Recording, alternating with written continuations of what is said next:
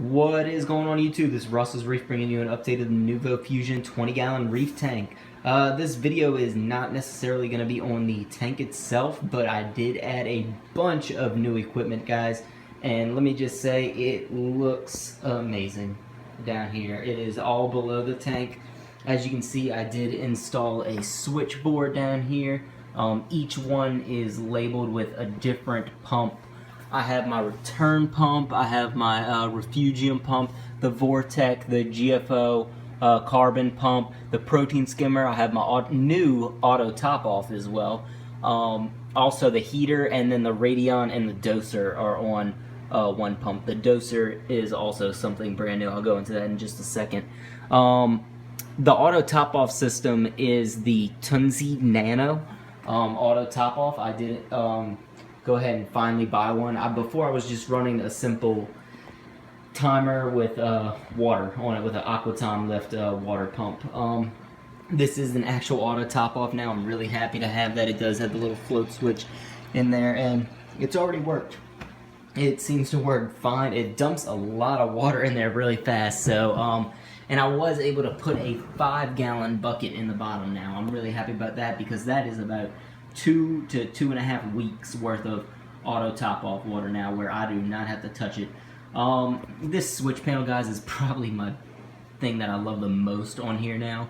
I've only had it on here for like a day or two, and I love it. You know, whenever I feed my corals now, I just simply switch off the return pump, the refugium carbon GFO, and the protein skimmer, and I'll turn off the auto top off because it won't need to.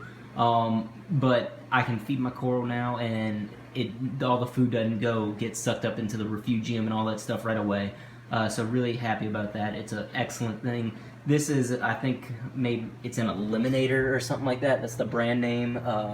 It's a really good switchboard. You can find them off Amazon. This thing was like 30 bucks. It's got 8 individual channels. As you can see, I did have to lose a shelf on this side to fit it, but I'm not upset about that. It's well worth it. I still fit all my equipment in here very, very easily. I did actually install a new shelf. It's made out of some wood that I painted black right here into the tank itself that holds the doser.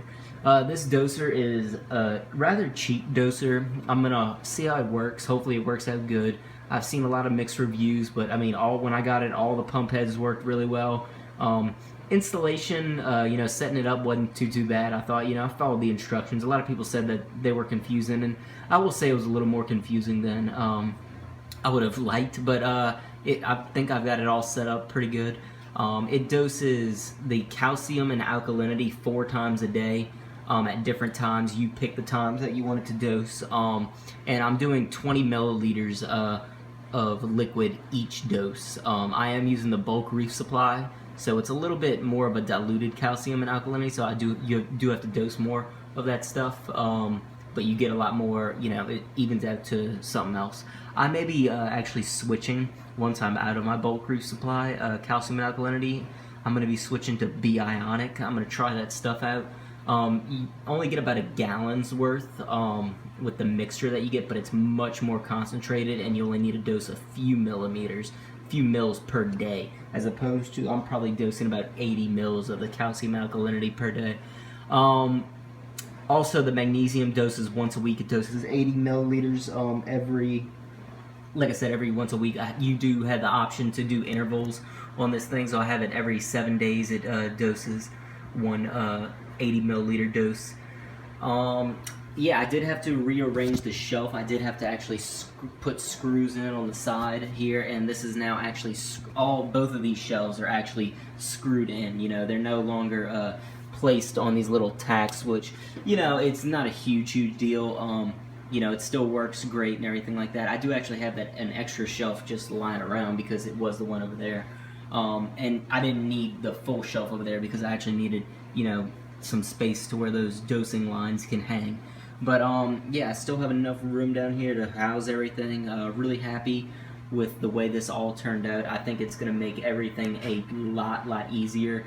Like I said, feeding coral and everything is so easy now. And you know, I don't have all the biggest thing that I love. Let me show you. The biggest thing is there's hardly any wires now back here. Everything is tucked in here. There's nothing on the ground, so no water. If I do ever have a water spill, no water will ever get on any of the electrical outlets.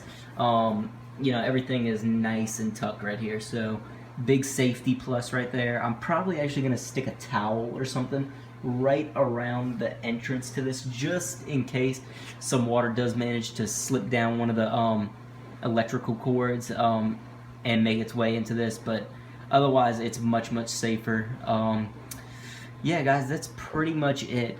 You know, these are my own custom-made calcium, alkalinity, and magnesium holders. They're made from Voss bottles. You can get them for $2 a piece. I simply got some stiff piping from Home Depot. You can get like 30 feet of it for like $6.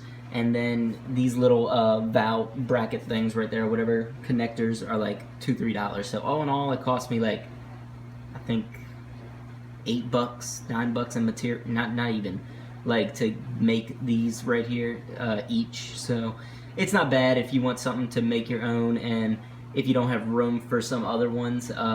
You know, I've seen some dosing holders that are like $50, but that one wouldn't fit in this tank, whereas these, you know, they're my own design and they work great. I even labeled, you know, how many mils are on each one of them, so I can monitor the amount of milliliters going down.